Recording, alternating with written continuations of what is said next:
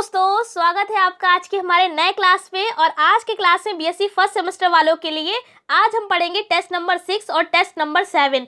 अगर आप पहली बार इस चैनल पर आए हैं और पहली बार इस वीडियो को देख रहे हैं तो आपको बता देते हैं, मैथ्स में हमारा चैप्टर चल रहा है इनफाइनाइट सीरीज और इसमें टोटल 10 टेस्ट है। 10 में से पहले ही हम आपको 5 टेस्ट के बारे में पढ़ चुके हैं। आज हम पढ़ेंगे टेस्ट नंबर 6 और 7। और अगर आपको नहीं पता है तो आपको बता देते हैं भाई, इस चैप्टर से एक लॉन्ग क्वेश्चन आपके एग्जाम में पूछा ही जाएगा और एक लॉन्ग 15 नंबर का होता है। तो ये क्लासेस जो है 15 नंबर की पूरी जुगाड़ है। तो अगर आपको फिर भी कोई डाउट है या कुछ समझ में नहीं आ रहा तो हमसे कमेंट सेक्शन में कमेंट करके पूछ सकते हैं। तो चलिए आज का क्लास स्टार्ट करते हैं, बताते हैं भाई टेस्ट नंबर 6 और 7 के बारे में।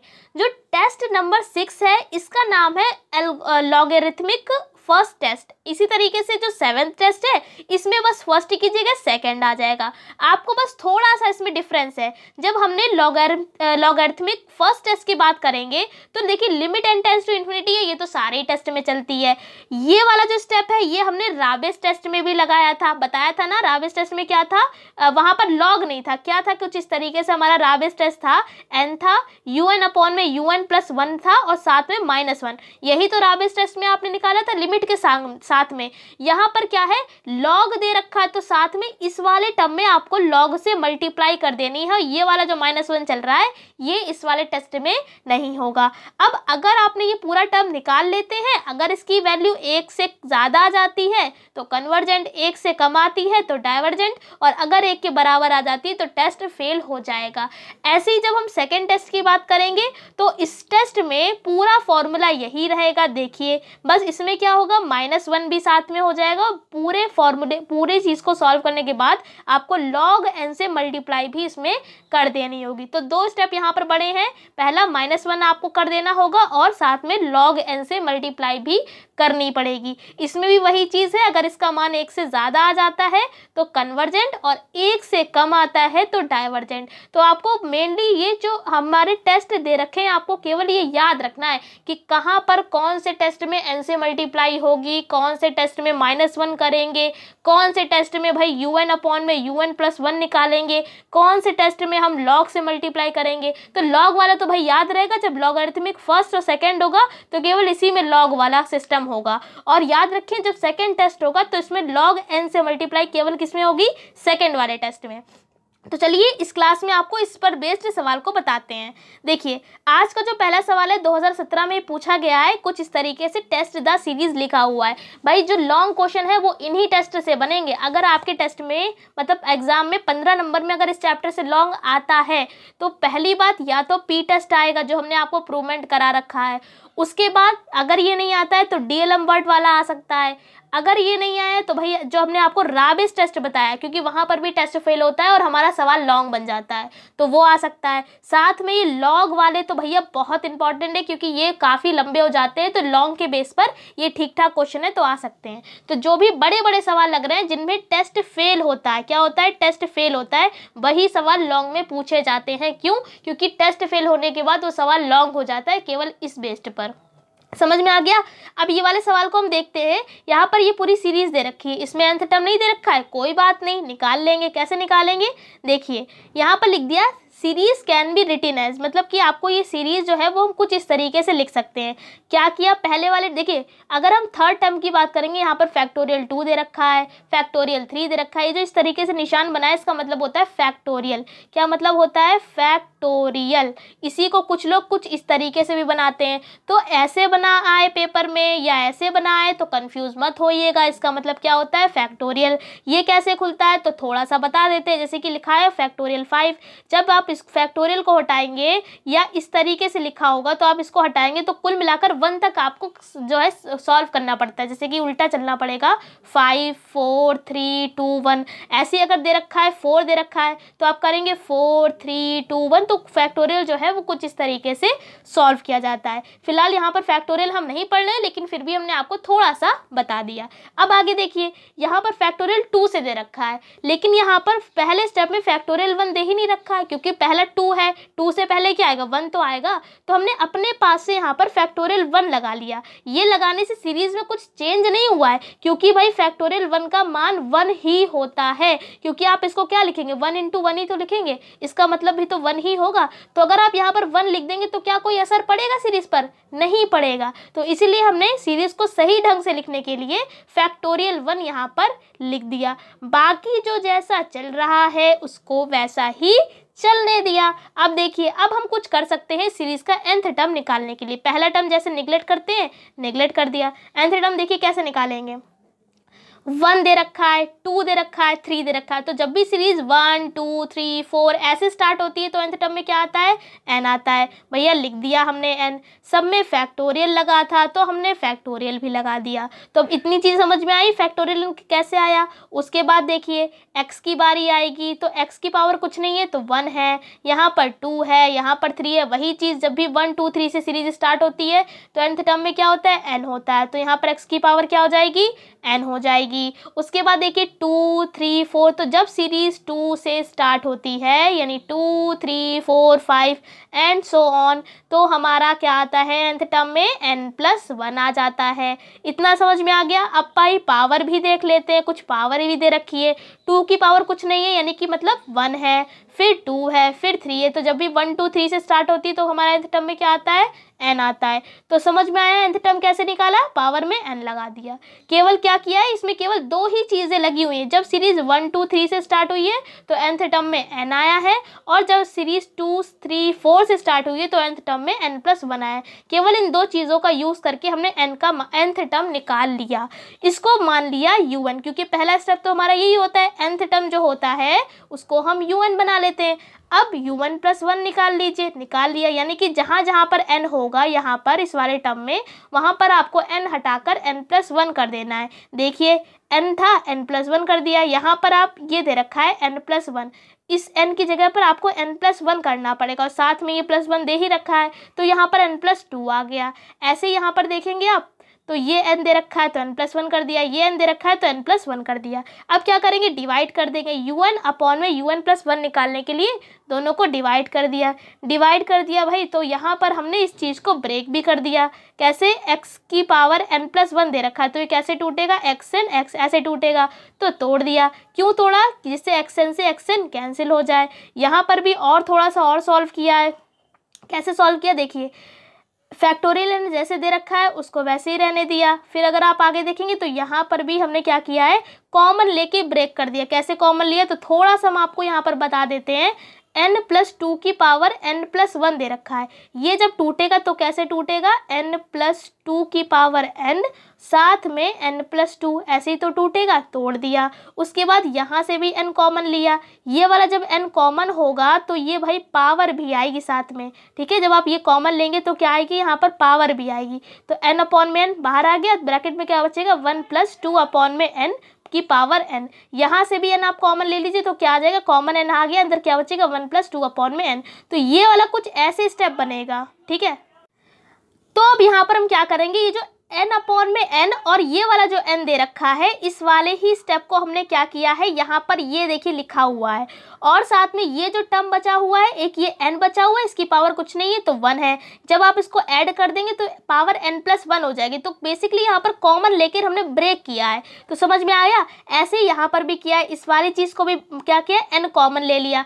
n कॉमन जब आया तो भाई पावर भी कॉमन में आएगी, तो n की पावर n आ जाएगा, 1+1/n की पावर n। ये कुछ इस तरीके से टूटेगा। ऐसा करने से ये n की पावर n से n की पावर n कैंसिल हो जाएगा। जब n+1 फैक्टोरियल जब हम खोलेंगे, जैसा अभी हमने आपको बताया, जैसे आप 2 फैक्टोरियल खोलते हैं तो कैसे खोलेंगे, 2 × 1। 4 फैक्टोरियल को कैसे खोलेंगे, 4 × 3 × 2 × 1, ऐसे तो खोलते हैं।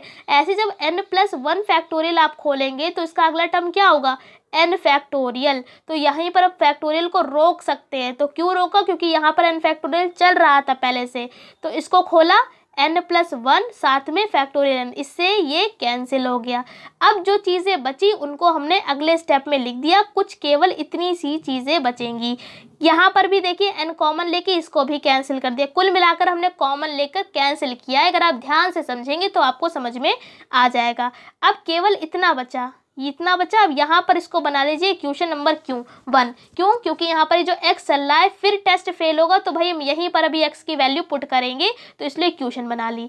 डी लंबर्ट रेशियो टेस्ट लगाएंगे। कैसे लगाते हैं? un अपॉन में un+1 की वैल्यू हमने निकाल ली है, दोनों तरफ लिमिट लगाई, कॉमन लेके हमने क्या किया, केवल सॉल्व किया, तो e अपॉन x हमारा आ गया है। अब ये हमें पता ही नहीं है कि इसका मान 1 से ज़्यादा है, 1 से कम है या 1 के बराबर है, तो हमने क्या किया, इसको मान लिया कि अगर इसका मान 1 से ज़्यादा होगा तो कन्वर्जेंट 1 से कम होगा और डाइवर्जेंट हो जाएगा, और अगर 1 के बराबर होगा तो टेस्ट फेल हो जाएगा। अब यानी आपको क्या पढ़ना पड़ेगा, अगर e अपॉन x बराबर 1 है तो आप यहाँ पर x की वैल्यू क्या रखेंगे, तो x का मान आप कैसे निकालेंगे, इसको इधर पहुँचा दीजिए, तो क्या आएगा, e बराबर x, यही आ जाएगा ना। तो यानी आपको अब x बराबर e पुट करना पड़ेगा कहाँ पर, इक्वेशन नंबर 1 में। तो हमने क्या किया, इक्वेशन नंबर 1 में e बराबर x को पुट कर दिया, तो यहाँ पर x चल रहा था, हटाकर e लगा दिया, दोनों तरफ लॉग लगा लीजिए, क्योंकि अभी हमारा अभी जो 6 टेस्ट था वो वाला लगेगा। दोनों तरफ लॉग लगा दिया, इधर भी लॉग लगा दिया, इधर भी लॉग लगा दिया। अब आपने एक फॉर्मूला और पढ़ा होगा, लॉग m अपॉन n का क्या होता है, log m minus log n, यही होता है। तो ये लॉग m अपॉन n ये चल रहा था, तो हमने क्या किया, फॉर्मूला लगा के log m minus log n बना दिया। ये देखिए, अगर आप इसमें देखेंगे log m minus log n, ये तो फॉर्मूला बना दिया पूरा, तो केवल लॉग m अपॉन n का फॉर्मूले को हमने खोला है। अब यहाँ पर अगर आप देखेंगे तो एक फॉर्मूला और लग रहा है, लॉग m की पावर n का फॉर्मूला क्या होता है, n आगे आ जाता है, क्या हो जाता है, n लॉग m, ये हो जाएगा। तो ये वाला जो ये चीज़ बन रही है, यहाँ पर देखिए पावर ऊपर चल रही है, तो ये आगे आ जाएगी, कौन सा फॉर्मूले से लगा, लॉग m की पावर n से, तो ये फॉर्मूला खुल गया। ऐसे ये वाला फॉर्मूला भी खुल जाएगी, ये पावर आगे आ जाएगी। और लॉग e की वैल्यू 1 होती है, अगर नहीं पता है तो आप जान लीजिए, लॉग e की वैल्यू जो होती है वो 1 होती है। अब आगे देखिए क्या किया है, यहाँ पर log 1 प्लस एक्स का फॉर्मूला खोला है, ये भी फॉर्मूला ही खोला है। तो पहले क्लास में हमने आपको फॉर्मूले भी कुछ बताए थे, इनडिटरमिनेंट फॉर्म में आपने पढ़े होंगे, log 1 प्लस एक्स का फॉर्मूला। तो भाई बेसिकली ये फॉर्मूले को खोला गया है। फॉर्मूला खोलने के बाद यहाँ पर क्या किया गया है, अगर आप यहाँ पर देखेंगे तो n+1 सबके पास पहुँचा है, यहाँ पर भी अंदर कुल मिलाकर मल्टीप्लाई करी गई है, सॉल्व कर दिया है सवाल को। जब हम ऐसी स्टेप्स को सॉल्व करते रहेंगे तो भाई हमारा आंसर जो है वो हमको मिल जाएगा। n log क्या किया है, ये हमने log से मल्टीप्लाई करके दोनों तरफ n से भी मल्टीप्लाई कर दिया। अगर आप यहाँ पर n से मल्टीप्लाई करेंगे, n से n कैंसिल हो गया, देखिए इतना आ गया। यहाँ पर मल्टीप्लाई करेंगे तो n स्क्वायर ऊपर था, ऊपर n था, नीचे n स्क्वायर था, तो नीचे केवल एक n बचेगा। यानी हमने log से भी मल्टीप्लाई कर दी, n से भी मल्टीप्लाई कर दी, तो हमारा कुल मिलाकर इतना आ गया। इतना आने के बाद आपको लॉगरिथमिक फर्स्ट टेस्ट लगाना होगा, यहाँ पर टेस्ट होगा, टर्म नहीं होगा, इसको सही कर लीजिएगा। अब क्या करेंगे, दोनों तरफ लिमिट लगाएंगे। अगर जैसे ही आप यहाँ पर लिमिट रखेंगे तो इसकी वैल्यू 0 हो जाएगी, यानी हमारा 1/2 आ गया माइनस का। 1/2 का मतलब है इसका मान 1 से कम है, इसका मतलब क्या होगी, सीरीज हमारी डाइवर्जेंट होगी x बराबर e के लिए। हेंस करके आप लिख देंगे कि सीरीज कहाँ पर कन्वर्जेंट हो रही है, x ग्रेटर देन जब e है तब हमारी un का मान कन्वर्जेंट होगा सिग्मा un का, और x ग्रेटर देन 1 और इज इक्वल्स टू, मतलब greater than and is equals to e होगा, तब हमारे डाइवर्जेंट होगा। ठीक है, ये होता है लेस देन और ये होता है ग्रेटर देन। समझ में आपके आ गया, कुछ नहीं किया है, केवल टेस्ट लगाकर मल्टीप्लाई करके बेसिकली कैलकुलेशन करी है और ज़्यादा कुछ नहीं किया है। ऐसे ही एक क्वेश्चन और है, ये देखिए, ये तो हमारा 2018 में ही पूछा गया है। ये आप देखेंगे तो घबरा जाएंगे भाई इस तरीके से क्वेश्चन देख के, क्योंकि इसकी पावर ही आप देख के थोड़ा सा घबरा जाएंगे, लेकिन बहुत ज़्यादा मतलब समझने वाला केवल क्वेश्चन है, बहुत ज़्यादा डिफ़िकल्ट नहीं है। क्या करेंगे, सबकी देखिए पावर दे रखी है, तो nth टर्म केवल निकाला गया है, सब में x था तो x लिख लिया। अब देखिए अगर आप यहाँ पर देखेंगे तो ये वाला टर्म आपको पूरा ले लेना होता है लास्ट में। अब 1 है, 2 है, 3 है, 4, तो जब भी 1 2 3 से स्टार्ट होती है तो लास्ट में क्या आता है, n ही तो आता है। तो देखिए हमने क्या किया, n कर दिया लास्ट में, ऊपर 1 सब में चल रहा था तो 1 कर दिया, यानी केवल आपको पावर देखनी है और कुछ नहीं सवाल में देखना है। अब क्या किया, ये n दे रखा था तो n+1 कर दिया, मतलब जहाँ जहाँ पे n है सीरीज में वहाँ पर n+1 कर दिया। यहाँ पर भी वही करना है आपको, इस सीरीज में कुछ ऐसा करना होगा कि आप un बना लें। तो un बनाने के लिए हमने क्या किया, इसके पहले वाले टर्म को लिख लिया, 1/n+1 का पहला, इससे पहले वाला टर्म क्या होगा, 1/n होगा। ऐसे निकाल लिया तो हमारा ये बन गया, un बन गया, साथ में हमारा x की पावर 1/n+1 भी चल रहा है। अब क्या किया हमने, उल्टा कर दिया, मल्टीप्लाई कर दी। देखिए पहले इस u1 को नीचे ले आए, इसको अगले स्टेप में उल्टा भी कर दिया। डीएलएम्बर्ट रेशियो टेस्ट लगाया, दोनों तरफ लिमिट लगा दी। लिमिट लगाने के बाद हमारा आ गया 1। अब देखिए जैसे लिमिट यहाँ पर लगाएंगे तो ये इन्फिनिटी बन जाएगा। 1 अपॉन इन्फिनिटी क्या होता है 0, तो भाई 0 बन गया। और 1 अपॉन x किसी की भी पावर 0 हो, 1 की पावर 0 है, 2 की पावर 0 है, किसी की भी पावर 0 हो, उसका आंसर 1 आता है। तो यहाँ पर x की पावर 0 है तो इसका मान क्या हो गया 1 हो गया, यानी कि टेस्ट फेल हो गया। टेस्ट फेल हो गया तो आपको क्या करना पड़ेगा, पहले इक्वेशन की ओर चलते हैं। उस इक्वेशन में आपको लॉग दोनों तरफ लेना पड़ेगा। ये देखिए पहली इक्वेशन कौन सी थी हमारी, ये वाली। इस वाली इक्वेशन में आपको लॉग से दोनों ओर मल्टीप्लाई करनी होगी, क्योंकि आपको 6 टेस्ट लगाना पड़ेगा। दोनों तरफ हमने लॉग से मल्टीप्लाई भी कर दी तो हमारा आ गया इतना, ये देखिए।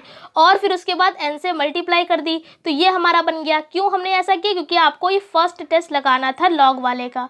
लगा दिया, दोनों तरफ लिमिट लगाई, फिर हमने वही किया, कॉमन लेके यहाँ पर सॉल्व किया है। हमारा यानी आंसर कितना आ गया, यहाँ पर log 1 अपॉन x आ गया। अब यहाँ पर भी नहीं पता है कि ये वैल्यू छोटी है, बड़ी है या बराबर है, तो हमने यहाँ पर भी कंडीशन लगा दी कि अगर इसकी वैल्यू 1 से ज़्यादा होगी तो इसका मतलब कन्वर्जेंट है, 1 से कम होगी तो इसका मतलब डाइवर्जेंट है, 1 के बराबर होगी तो टेस्ट फेल हो जाएगा। फिर देखिए अभी 2 टेस्ट लग चुके हैं, पहला डीएलएम्बर्ट लगा, उसके बाद लॉग वाला लगा जो लॉग का फर्स्ट टेस्ट था। अब भाई 2 टेस्ट लग चुके हैं, यही सवाल 15 नंबर में आते हैं, क्योंकि लॉन्ग में बनना है। अगर आप इस सवाल को सॉल्व करेंगे तो 1 अपॉन एक्स ग्रेटर देन ई आ जाएगा।